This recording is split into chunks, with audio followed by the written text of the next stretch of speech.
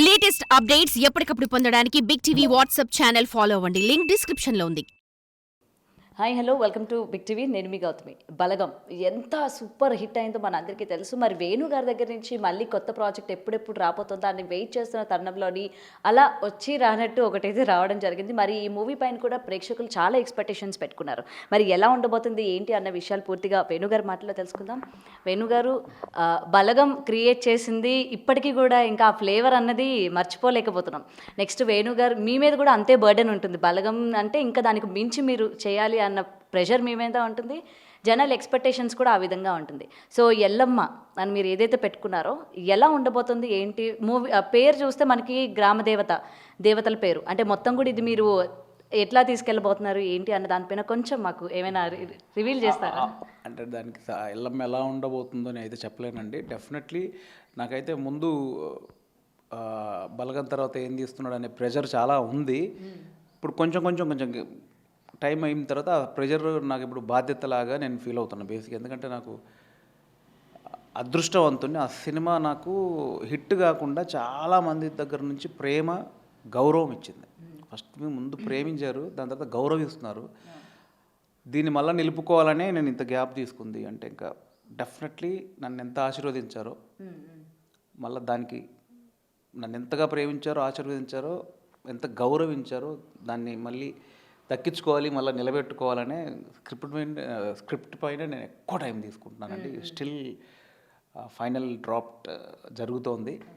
So definitely వాళ్ళందరికీ ఖచ్చితంగా నచ్చుద్ది. అంటే కల్చర్ ఉంటుంది, ఎమోషన్ ఉంటుంది, వాల్యూస్ ఉంటాయి. సాంప్రదాయాలకి దగ్గరగానే ఎక్కువ ఫోకస్ చేస్తూ ఉన్నారు. అటు బలగం తెలంగాణలోని ముఖ్యమైన ఘట్టాల గురించి మీరు చెప్పారు. ఇప్పుడు ఎల్లమ్మ తల్లి తెలంగాణ ప్రజలే ఎక్కువగా పూజించే దేవత.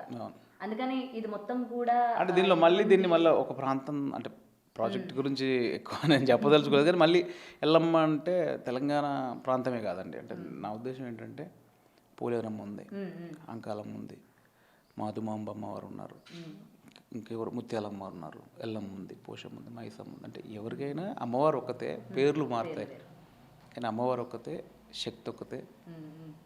భక్తి శ్రద్ధలతో పూర్తిస్తే వాళ్ళని కాపాడే అమ్మ ఒక్కతే. బట్ పేర్లు మారుతాయి, ప్రాంతాలు మారుతాయి, పేర్లు మారుతాయి, ఆచారాలు మారుతాయి, కానీ తల్లి ఒక్కతే. మళ్ళీ పోర్ట్రేట్ చేయొద్దని, అంటే పోర్ట్రేట్ ఇన్ ద సెన్స్ తెలియకుండా మళ్ళీ అలా కాకుండా ఇది అందరిది అనేది నా ఉద్దేశం. సో మంచి సినిమా అండి, డెఫినెట్లీ అందరికీ నచ్చుతుంది. దాని మీద కొంచెం హార్డ్ వర్క్ చేస్తున్నాము. భయం ఉంది, భక్తి ఉంది, ప్రెషర్ ఉంది, అన్నీ ఉన్నాయి. అవన్నిటిని ఓవర్కమ్ చేసి మంచి సినిమా అందించాలన్న దాంట్లోనే కాదు. ఎప్పుడు సెట్స్ పైకి వెళ్ళబోతుంది? 25లో డెఫినెట్లీ న్యూ ఇయర్లో ఫ్రెష్గా అప్డేట్ ఇస్తామండి. ప్రొడక్షన్ త్రూ అప్డేట్ వస్తుంది. All updates, official updates already Raju garu announce చేశారు. అఫీషియల్ అప్డేట్స్ అన్ని రకాలుగా వస్తాయి. న్యూ ఇయర్లో స్టార్ట్ అవుతుంది డెఫినెట్లీ. ఓకే. సో అలాంటి కొత్త వాళ్ళకి ఏమైనా ఆపర్చునిటీస్ ఉంటాయా? డెఫినెట్లీ అండి. నేను ఇప్పుడు బలగం చూసారండి, కొత్త వాళ్ళు పాత వాళ్ళు అనే సెన్స్ కాదండి. రాసుకున్న కథలో ఆ క్యారెక్టర్ ఎవరిని కోరుకుంటుందో నేను వాళ్ళ దగ్గరికి వెళ్తాను. ఇది నేను బలగంలో అదే చేశాను, ఈ సినిమా కూడా అదే జరుగుతుంది. అంటే అదే కోరుకుంటుంది కదా. సో అది మీరని కాదు, నా కథలో మీరుంటే మీరు ఎక్కడున్నా మీ దగ్గరకు వచ్చి మిమ్మల్ని బతిలాడి మావాడి మీకు అన్ని చేసి తీసుకొస్తాం. మీరు అందుబాటులో ఉంటే నాకు లేనిది క్యారెక్టర్ లేని మాత్రం ఇవ్వలేను. అది ఏం ఎక్స్పెక్ట్ చేస్తుంది, ఏం కోరుకుంటుంది ఆ క్యారెక్టర్, కథ ఏం కోరుకుంటుంది. డెఫినెట్లీ వాళ్ళు ఎవరైనా ఎక్కడికైనా అంత దూరం వెళ్ళి, ఇప్పుడు మనం మొగలే గారి దగ్గరికి వెళ్ళాం చూసండి, అది కోరుకుంది. ఎందుకంటే ప్రతిసారి ఎటువంటి ప్రాజెక్ట్స్ వచ్చినా వెంటనే క్వశ్చన్స్ రైజ్ అవుతూ ఉంటాయి. అంటే యాక్టింగ్ చేసే వాళ్ళు ఇంతమంది ఉన్నారు కదా, టాలెంట్ అంటే ఆపర్చునిటీ కోసం వెయిట్ చేస్తూ ఉంటారు. ఎప్పుడు అదర్ కంట్రీస్ నుంచో అదర్ స్టేట్ నుంచో తీసుకొచ్చి పెట్టే కన్నా, తెలుగు రాని వాళ్ళకి నేర్పించి పెట్టే కన్నా మేము ఉన్నాం కదా, దానికన్నా ఎక్కువ అవుట్పుట్ ఇచ్చే వాళ్ళం ఉన్నాం కదా అని చెప్పి ఎప్పుడు కూడా కొత్త వాళ్ళు బాధపడుతూ ఉన్న సందర్భాలు ఉంటాయి. సో అందుకనే నేను మిమ్మల్ని ఈ క్వశ్చన్ అడగాల్సి వచ్చింది అనమాట. కొత్త వాళ్ళకి మళ్ళీ మీరు ఆపర్చునిటీ ఇస్తున్నారా ఏంటి అని చెప్పి. ఇష్యూ అండి. ఇప్పుడు నేను ఎవరినో ఉద్ధరించాలని సినిమా తీయట్లేదు, ఎవరినో త్యాగం చేయాలని సినిమా తీయట్లేదు. నా సినిమా బాగుండాలి, నా సినిమా హిట్ అవ్వాలి, మా ప్రొడ్యూసర్ గారికి డబ్బులు రావాలి, యాక్టర్లకు మంచి పేరు రావాలి, దర్శకుడిగా నాకు పేరు రావాలి. ఏదైనా ఈ ప్రాసెస్, ఈ ప్రాజెక్ట్ వర్క్ అవ్వడానికి ఎవరు యూజ్ అవుతారో వాళ్ళనే తీసుకుంటారండి. ఏ ప్రొడ్యూసర్ అయినా, ఏ డైరెక్టర్ అయినా. ఎందుకంటే అంత కష్టపడి చేసేది ఆ ప్రాజెక్టు బయటకు వచ్చి అందరికి రీచ్ అయితేనేమో కదా మా కష్టం. ప్రతి ఒక్కరు మా సినిమా చూసి మెచ్చుకుంటేనే కదా మా కష్టానికి ఒక అర్థం ఉంటుంది. ఆ ప్రాజెక్ట్ ఏం కోరుకుంటుందో అదే. ఇప్పుడు మీరు నాకు ఇంటర్వ్యూకి వచ్చారు, నా వాయిస్ బాగుండాలంటే ఏ మైక్ వాడాలి, నేను బాగా వాడాలంటే ఏ కెమెరా, అదే వాడతారు తప్ప మా ఇంట్లో ఎప్పటి నుంచి ఉందని ఒక వాడరుగా. మీ క్వాలిటీ మీకు కావాలిగా, అక్కడ బ్రేక్ చేయరుగా, అంతేగా, మాది అంతేగా. దానికి ఎవరు అవసరం ఏందనేదే ముఖ్యం అనేది నా ఉద్దేశం. అది ఇప్పుడు బలగం లాంటి సినిమా వచ్చినప్పుడు అందరు కొత్త వాళ్ళు వచ్చారుగా. ఇప్పుడు నెక్స్ట్ ఇంకో సినిమా దానికి అవసరం లేదేమో, దానికి నోటెడ్ యాక్టరే అవసరమేమో, అదే తీసుకుంటుంది. అంతే తప్ప మనం వీళ్ళు ఉన్నారు కానీ వీళ్ళు తీసుకొని వాళ్ళు లేరు కదా అట్లా ఉండదని నా ఉద్దేశం. సింపుల్. అండ్ ఫైనలీ ఒక్కటే క్వశ్చన్, డైరెక్టర్స్ స్టోరీస్ రాసేటప్పుడు అసలు వీళ్ళకి ఐడియాస్ ఎట్లా వస్తాయి? కొంతమందికి ఏమో స్మోక్ చేస్తుంటే వస్తాయి, కొంతమందికి మ్యూజిక్ వింటుంటే వస్తాయి. మరి వేణు గారికి ఎలా వస్తాయి ఐడియాస్? మీరు ఏమైతే ఫీల్ అవుతారో అన్నీ అండి. అంటే ఎక్స్ప్లోర్ అయితేనే కదండి బేసిక్గా, ఎక్స్ప్లోర్ అయితేనే.